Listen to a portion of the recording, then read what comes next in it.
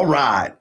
If you're tired of rushing around, being double booked, and struggling to say no to things, this session is specially designed just for you. We're going to go over two of the time management techniques to put in your toolbox. And these techniques I've used for a few years now, and they've helped me go from frazzled to focused. And that's exactly what I want for you. I'm Jesse. And my overall mission is to leave the construction industry better than I found it. And I need your help. And this is why we're going to be going over these two things. One is, in my brain, I call it book your week. And the second is mental presets. And so these two things are designed, or rather put these two things to practice.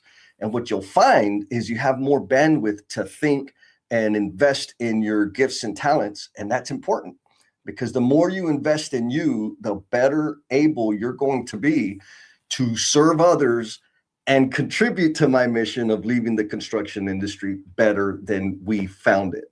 And so the title of the show, I couldn't come up with a better one, is how to break the hyper reactivity loop. And the key, or maybe the operative terms there, is the reactivity, hyper reactivity, meaning if you've ever been in a situation, or maybe you have friends that are in this situation where like, oh my God, they're like sliding in right on time. The meeting starts at 7 and they're sliding in at 7:01. Like, oh my God, I'm so sorry to late. I don't mean to disrupt you, but I had da-da-da-da-da-da. And I got a hard stop because I got to go to the next thing. That to me is the number one indicator of, oh, you are overburdened. You got way too much stuff on your calendar, or probably just in your head. And these methods will help solve that. And so let's start with booking your week. And I'm going to drop, actually, you know what? I know there's some people out there in the Omniverse. So if you let me know where you're calling in from, that will be super, super awesome, so that I know that I'm not just here all by my lonesome. But the question is this: when do you lock in your week? And so for me, my day is Sunday, right? Sunday afternoons is when I sit down and I go into my calendar and I start populating, filling in space, committing to doing the things that I need to do or that I want to do, right? Whether it's learn something new or fulfill a task that, or fulfill a commitment that I've already said, yes, I'm going to show up to the meeting, I'm going to do the presentation, I'm going to come and do training for your organization, whatever it is. What I do on Sundays is, if I have space in my calendar, I go and fill that out. And so you may be thinking like, what do you mean if you have space in your calendar? Or you may be thinking, is it just the old boomers that use calendars? And I'm going to tell you this: if you're not like obsessive about working using your calendar, that's okay, no judgment. Back in the day when I was like actually working and putting my hands on tools and doing installation and stuff, I didn't have a lot of things to manage because my boss told me what to do. But as I progressed in my career, I had more things to manage. I had more projects to manage, more people to manage and support and develop. I had more things involved in the community, locally in the industry. And so my calendar, using my calendar, became ultra, ultra important. And so the one thing I want you to take away from that, especially if like you're new in the industry or new in the workforce, is maybe you don't use your calendar very much at all. Start using it. It is a skill that will help you accelerate your career or prep you for when you start getting more responsibility. Now, for the rest of the folks that got the highlights like me, that been at it for a while, I want to share my screen and kind of just give you a visual example of what I'm talking about in terms of blocking in my calendar.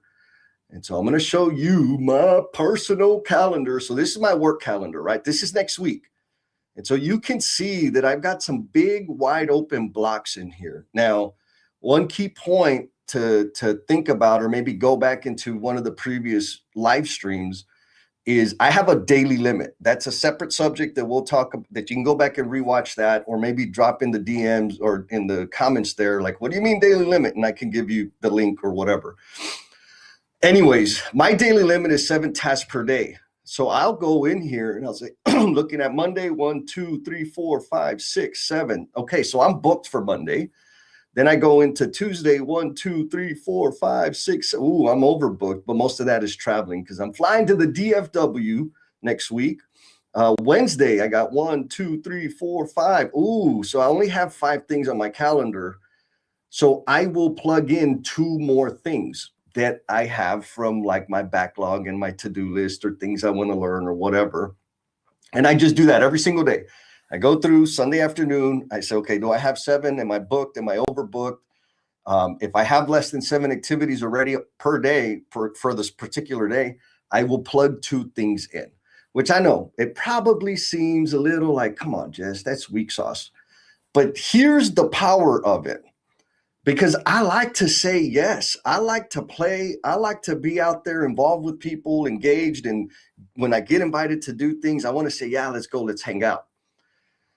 But locking in my calendar, booking the week every Sunday sets me up to say, time out or no, because technically I can respond to one of those offhand requests of, hey man, we want to do a thing. I got a live stream. Can you help me? You want to brainstorm? Like whatever that is.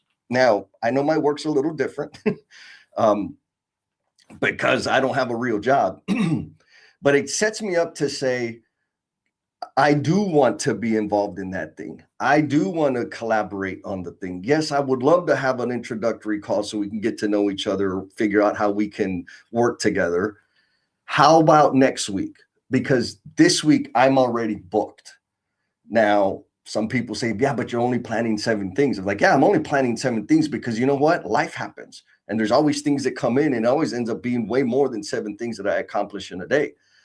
But the main point is by locking in, sitting down and building the habit to lock in my week, it helps me feel good about saying no.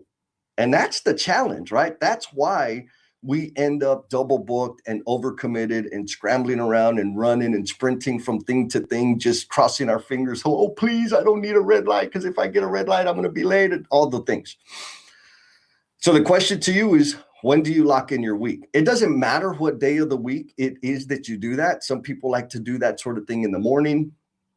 My recommendation is just pick a damn time, whether it's the weekend, weekday, morning, PM, afternoon, I don't care. But the point of blocking out that time, it takes about 30 minutes for me to sit down and say, okay, what am I doing this week? And plugging in the things, because what happens is that I go into Monday and Tuesday, people are reaching out for kind of last minute things, or I'll say unplanned requests. And I can say with full confidence and full honesty, no, because my week is already booked. Now, here's a little cheat code. If you don't like saying the word no, don't worry about it. You can present it a little differently, right? And we'll go over a couple of bonus things at the end in terms of what are you going to let in, like, right? There's some things that you just can't say no to. So we'll talk about that at the end, but some of the cheat codes or the mental presets, which is the second point we're going to talk about, that I've built into my operating system that, again, help me still be available, or at least help me not seem like a big fat jerkhead for saying no all the time. Go back to my mental presets. So first, the foundation is, let me set and lock in my calendar for the week. Maybe for you, it's the month. I like to do the week because it gives me a little more flexibility.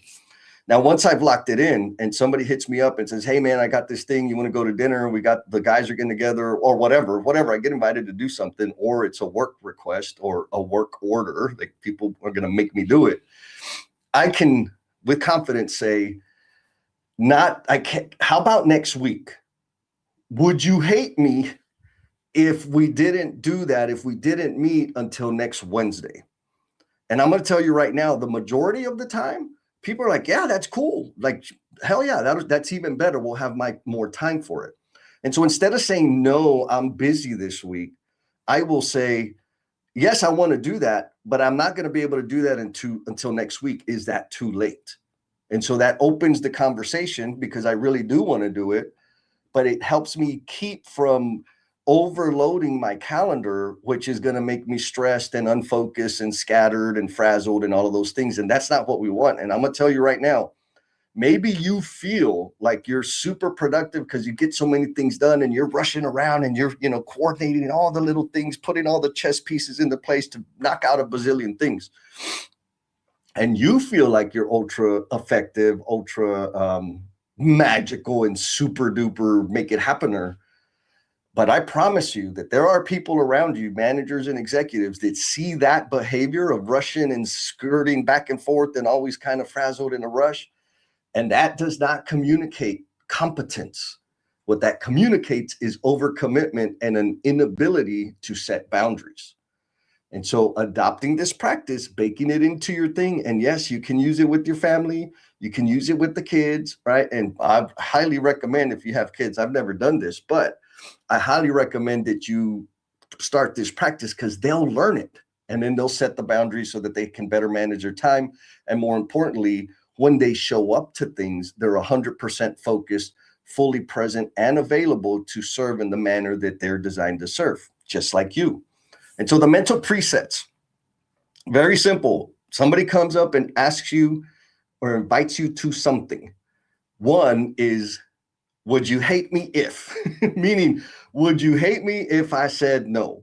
Would you hate me if we didn't do that until next week, right? That's a little playful, but one to have in your back pocket. Another one is, next week too late? Like, is next week out of the question? Like, I understand, I want to be a part of that. But if I got it to you on Monday or Wednesday or Thursday, is that too late? Will I miss the opportunity? Again, what it helps you do is communicate, yes, I'm interested. And no, I'm not rejecting you. But this week, I'm already booked. What about next week? And that gives them the opportunity to say, hell no, I need it today. And then you get to decide, like, okay, well, then let me figure it out. Now, another one that I know is not as attractive, depending on who it is you're interacting with, is, let me check my calendar and get back to you. Now, I absolutely do not recommend that you use that one with like your buddies, the people that you know from back in the day, back in the hood, because they're going to give you a whole lot of hell about that. Like, oh my God, you're so fancy now. I don't tell my friends, let me check my calendar and I'll get back to you, because they're just going to roll their eyes and give me hell. But in the professional space, when there's this sort of thing that comes up, I say, yeah, let me check my calendar and I'll get you an answer by whatever date. They're like, hell yeah, awesome, no problem. They don't have a problem with it. Now, the main point here is having these mental presets in your mind, right? In the way you function, in your operating system, helps you. Instead, when that opportunity comes, default to say, instead of just saying, yeah, yes, I'll be there. Yes, what time? Sure, I'll work on that right now. Which all that does is create stress for you. And here's the stinky part. Not only does it create stress for you, but whatever it is you deliver, whether it's your presence in the room or the quality of the work that you're kind of just jamming in because you were already booked, busy working on stuff, the quality of that experience, the interaction and the deliverable is less than what you can actually deliver. And so for me, that's the super, super important part. Like, yes, I know it comes across as a very rigid system, but what it does is it sets me up to bring as much of me as I possibly can, be fully present in the moment and available to the human being in front of me, which has massive value. It is way more valuable than me being the busy guy that does everything you ask within the next 2 or 3 minutes. Another thing, just know, it's this something to really, really chew on. If you're stressed and overloaded and you're scrambling around all the time and irritated because you never have time and all of the things, you're not alone. We've all been there. That is largely due to the way you've conditioned people to treat you.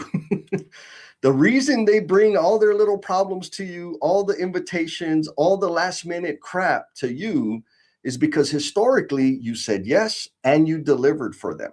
Now, depending where you are in your career, sometimes you just got to do that, and that's life, right? If you want to advance, do it. You spend more time working, you're going to build experience, you're going to build credibility. Fantastic decisions to make. Sometimes you're doing dumb stuff, and it doesn't have to be done today. I'll give you an example. It was one time my boss had given me this thing. He wanted me to write a white paper, and for a training program that we were launching that I was responsible for. But he said, "Hey, we need a white paper so we can communicate this out." And I'm like, "Oh, I didn't even know what the hell a white paper was."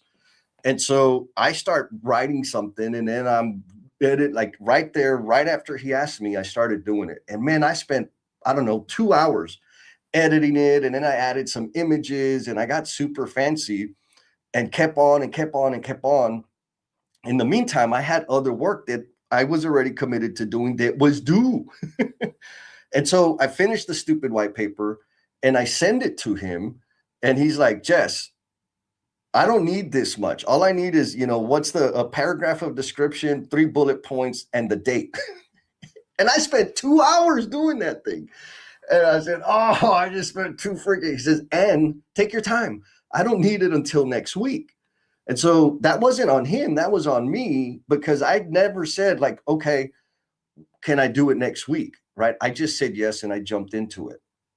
Now, that's just one example, but other people would bring me their crap. My team, my guys would come and dump stuff on me like, "Yeah, I'll get on it. Yeah, I'll get on it."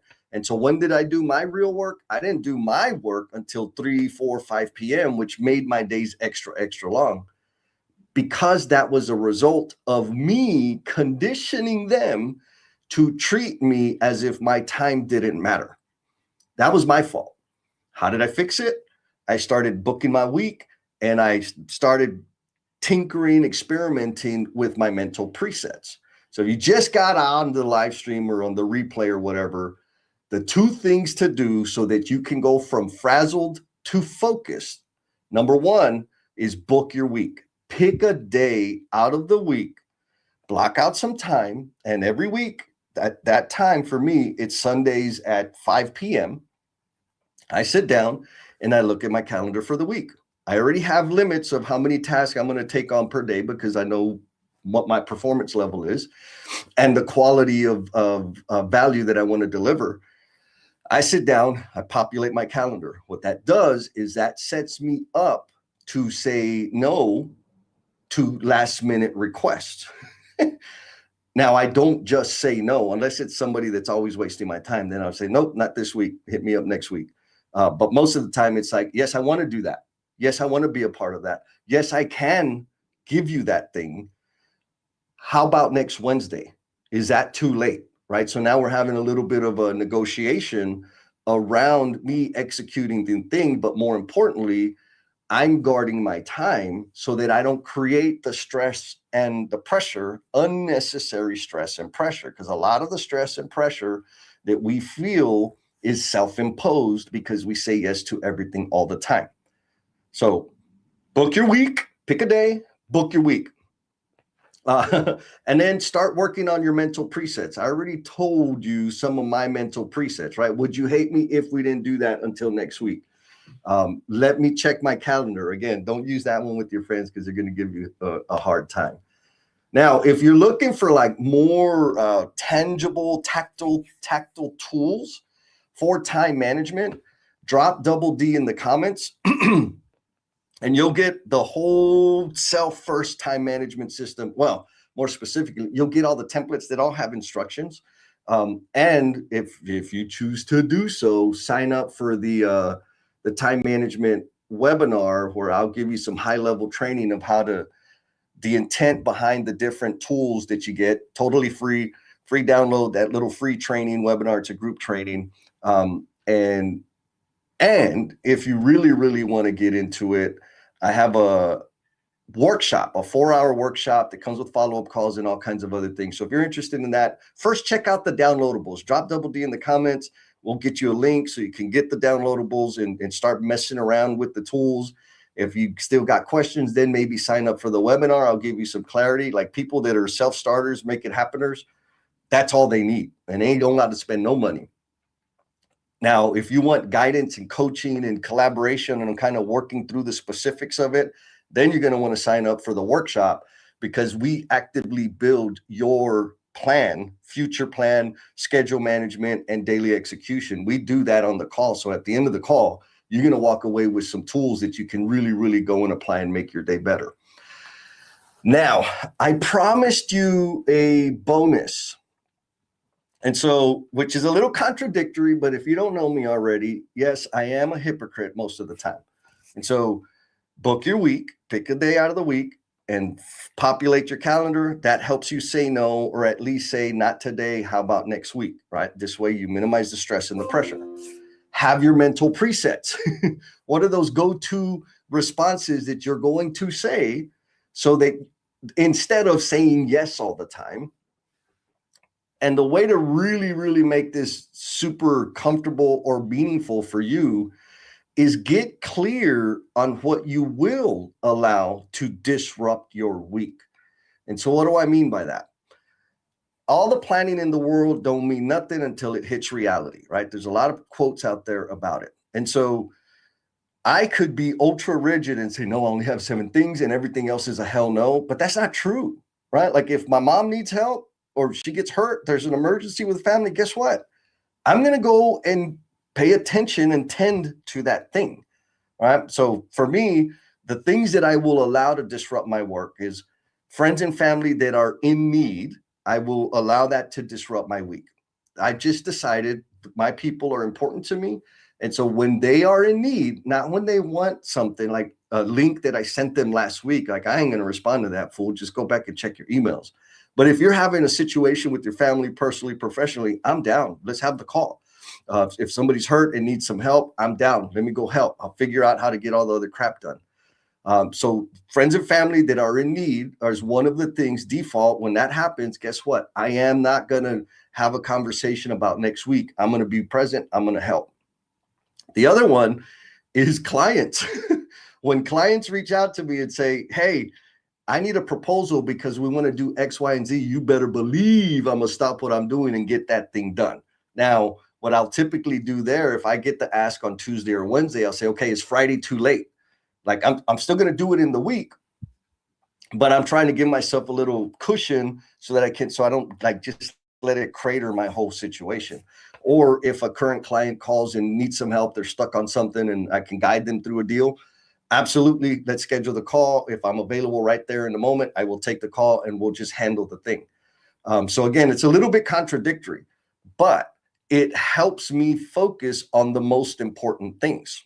So quick review, and then I'm gonna bounce out of here. If you want to go from frazzled to focus and you're tired of rushing, you're double booked on your damn calendar and you struggle to say no, the 2 things you want to do, number 1 is book your week. Lock in your calendar. Pick a day, populate your calendar. After that, that sets up point number 2, which is having your mental presets, which are kind of your default responses to an invitation, a request, or a directive, where you can say, how about next week? Will you hate me if I don't do that until next Thursday? Let me check my calendar and I'll get back to you on a date. Or maybe another one, especially if you have a real job, is, hey, let me show you all the things I got on my calendar today. If I'm happy to do that, but some of the things I got to say, like, I'm not going to be able to get done. Where do you think I should prioritize that? That's a little uncomfortable, but it is a power move. And so again, drop double D in the comments to get all the templates for the time management, the self-first time management system. Be kind to yourself, be cool, and we'll talk at you next time.